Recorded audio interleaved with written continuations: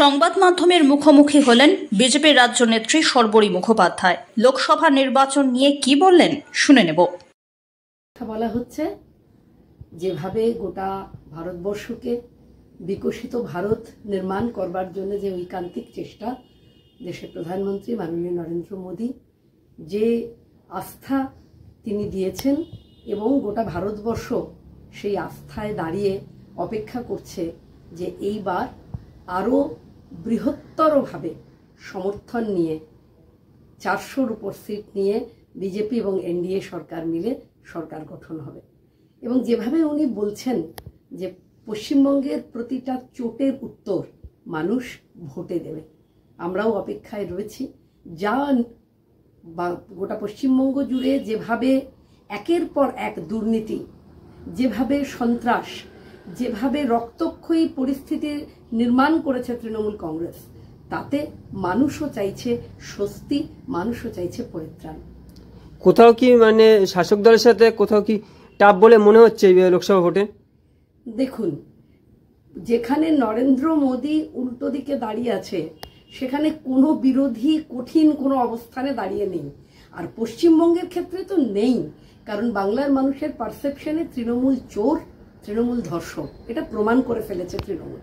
এবং যেভাবে একের পর এক দুর্নীতি, আপনি ধরুন গরু, কয়লা, পাথর, বালি, এগুলো তো ছিলই, তার সঙ্গে শিশুদের মুখের খাবার, মিড ডে মিল দুর্নীতি, রেশন দুর্নীতি, এবং তার সঙ্গে এখন হয়েছে মহিলাদের সম্ভ্রম লুট। যে সকল মহিলারা সন্দেশখালিতে বারংবার টিভির পর্দায় এসে বলেছিলেন যে মেয়ে যদি সুন্দরী হলো বা বৌমা যদি সুন্দরী হলো তাকে সন্দেশখালিতে রাখা যায় না, তার মানে যেটা আমরা তালিবানি শাসন বুঝি, হিন্দি সিনেমায় ওরকমটি দেখা যায়, যেটা পশ্চিমবঙ্গের আজকের বাস্তব চিত্র। আর শুধু যে একটা শাহজাহান সন্দেশখালিতে আছে তা তো নয়, আমরা ক্যানিংয়ে শওকত মোল্লা আছেন, জাহাঙ্গীর আছে, সেলিম আছে, কেমন মুদাস্সার আছে, আরাবুল আছে, অনেক। ফলে বাংলার মানুষকে বেছে নিতে হবে যে কোন দিক বেছে নেবে। সন্দেশখালী ও চাকরিতে কতটা বিজেপির ফেভার যাবে বলে মনে হচ্ছে? বিপুল ভোটে রেখাপাত্র জিতবেন, বিপুল ভোটে, অসম্ভব মানে সমর্থন মানুষের। এবং সন্দেশখালীর মহিলারা যেভাবে লড়াইটাকে উজ্জীবিত করলো, গোটা পশ্চিমবঙ্গে যেভাবে এই যে আমরা মায়ের দল, আমরা বাংলা তার মেয়েকে চায়, কন্যাশ্রী, পুষ্পশ্রী, নানান রকম শ্রী করতে করতে সেটা তো মিথ্যাশ্রীতে এসে দাঁড়িয়ে গেল। ফলে আজকে সন্দেশখালীর মেয়েরা যেভাবে লড়াই করেছে, যেভাবে তারা ঝেঁটা লাঠি তুলে নিয়ে এই প্রশাসন এবং শাসক দলের বিরুদ্ধে মুখ খুলেছে, তাতে আমরা দেখেছি বাংলার মানুষ তাকিয়ে তাকিয়ে দেখেছে। এবং তাদের সেই লড়াই, তাদের সেই প্রতিবাদ, তাদের সেই প্রতিরোধ বাংলার প্রতিটি মা বোনকে নিশ্চয়ই উজ্জীবিত করেছে।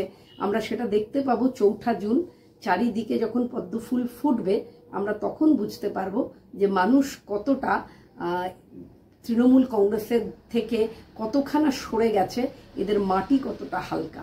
এমনও হতে পারে তৃণমূলের ভাইদেরকে আপনাদের চ্যানেলের মধ্যে দিয়ে বলছি, বাবা তোরা দেয়াল লেখ তৃণমূলের, মিছিলে হাঁট তৃণমূলের, তৃণমূলের বিরিয়ানিটাও খা, ভোটটা বিজেপিকে দে।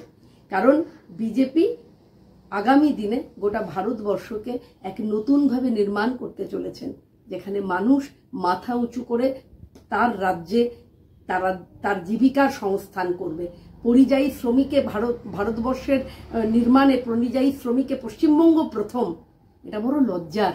আমি একজন মা, আমি সবসময় চাইব আমার সন্তান আমার কোলের কাছে থাকুক, সেই ইনফ্রাস্ট্রাকচার তৈরি হোক দেশে এবং তাই আমার রাজ্যেও। তাই মোদিজি একমাত্র ভরসা, মোদিজি আস্থা, মোদিজি গ্যারান্টি। এর পাশাপাশি সিএ ও নাগরিক কতটা প্রভাব পড়বে এই ভোটে?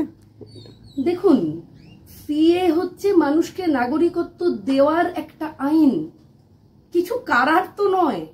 যদিও বিরোধী দলরা এটাকে নিয়ে একটা শাসক দলরা বলছে, হ্যাঁ শাসক দল একটা নোংরা রাজনীতি করছে। শাসক দল বোঝাচ্ছে সংখ্যালঘু মানুষকে, বিশেষ করে যারা হয়তো লেখাপড়া অতটা করেননি, তাদেরকে বোঝাচ্ছে এই তো সিএ এলো মানে তোমাদেরকে পাঠিয়ে দেবে, ভিটেমাটি হারাতে হবে। বারংবার আপনাদের চ্যানেলের মধ্যে দিয়ে বলছি, সিএ নাগরিকত্ব দেয়ার আইন, নাগরিকত্ব কারা একদমই নয়।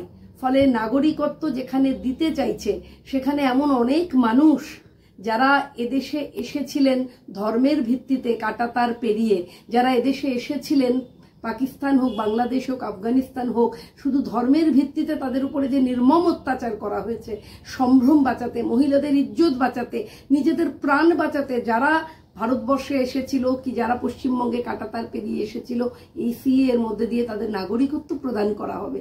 এ তো দেওয়ার কথা, এ তো কারার কথা নয়। তাই শাসক দল হয়তো বোঝাবার চেষ্টা করছে, কিন্তু আমি আপনাদের হাত জোর করে অনুরোধ করছি, কোনো ভুল কথায়, কোনো ভ্রান্ত কথায় একদম কোনোভাবে তার মধ্যে পড়বেন না। পশ্চিমবঙ্গ এবং ভারতবর্ষে সিএ নাগরিকত্ব দেবার জন্যই আইন প্রণয়ন হয়েছে। একদম শেষের দিকে চলে আসছি। এলাকাবাসীর উদ্দেশ্যে কি বার্তা দেবে লোকসভার ভোটে, আর বিরোধী উদ্দেশ্যে কি বার্তা দেবেন? আমি যে এলাকাতে এখন কথা বলছি, অর্থাৎ আমার লোকসভা যাদবপুর লোকসভা একটি শিক্ষিত লোকসভা। গোটা অপর সাইডে আবার সায়নী। হ্যাঁ, গোটা পশ্চিমবঙ্গের নিরিখে যাদবপুরকে চিহ্নিত করা হয় যাদবপুর ইউনিভার্সিটিকে দিয়ে যে যাদবপুর একটি শিক্ষিত লোকসভা। সেই শিক্ষিত লোকসভায় একজন শিক্ষিত প্রার্থী হয়েছেন ভারতীয় জনতা পার্টি, যাকে দেখলে আস্থা জাগছে মানুষের মনে, যিনি সামনে এসে দাঁড়ালে উল্টো দিকের মানুষটা দরজা খুলে একমুখ হাসি নিয়ে তাকে বরণ করে নিচ্ছেন। আর আমরা দেখেছি তৃণমূলের যিনি প্রার্থী হয়েছেন তিনি শিব ঠাকুরের মাথায় জল ঢেলে পাপ স্খলন করতে চাইছেন। যে পাপ তিনি করেছেন কটূক্তি বলে দেবাদিদেব মহাদেব সম্পর্কে, তা যাদবপুরের মহিলাদের হৃদয়ে লেগেছে। যাদবপুর মূলত উদ্বাস্তু মানুষের বাস অধিক সংখ্যক, এবং তারা ধর্মভীরু, তারা জানে ধর্মের কারণেই তো উদ্বাস্তু হতে হয়েছিল। তাই সেই ধর্মকে আঘাত যারা করেছে তাদের জবাবটা 1 তারিখ ভোটে এই আঙুলের একটুখানি জোরে তারা বুঝিয়ে দেবে। তাই 4 তারিখে যাদবপুর লোকসভায় পদ্মফুল ফুটবে, এবং আমাদের প্রার্থী শিক্ষিত, বুদ্ধিদীপ্ত, উজ্জ্বল একটি মানুষ অনির্বাণ গাঙ্গুলি মহাশয়, তিনি আমরা আশা করছি যাদবপুরের মানুষ তাকে কিছুতেই খালি হাতে ফেরাবেন না। তিনি যাবেন পার্লামেন্টে, যাদবপুর থেকে কথা বলা হবে পার্লামেন্টে। যাদবপুরের মানুষ চাইছেন অনির্বাণ গাঙ্গুলি যাক পার্লামেন্টে, আর উল্টো দিকের প্রার্থী তিনি তার যা নিয়ে তিনি থাকেন আমরা দেখতে পাই বিভিন্ন রকম সোশ্যাল মিডিয়ায় বলুন, বিভিন্ন রকম তার ছবি, তার ভিডিও, তার রিলস কিংবা তার বিভিন্ন অভিনীত চরিত্রে তিনি যেমন থাকেন তিনি তেমন ভাবেই থাকুন, কিন্তু পার্লামেন্টে যাক অনির্বাণ গাঙ্গুলি।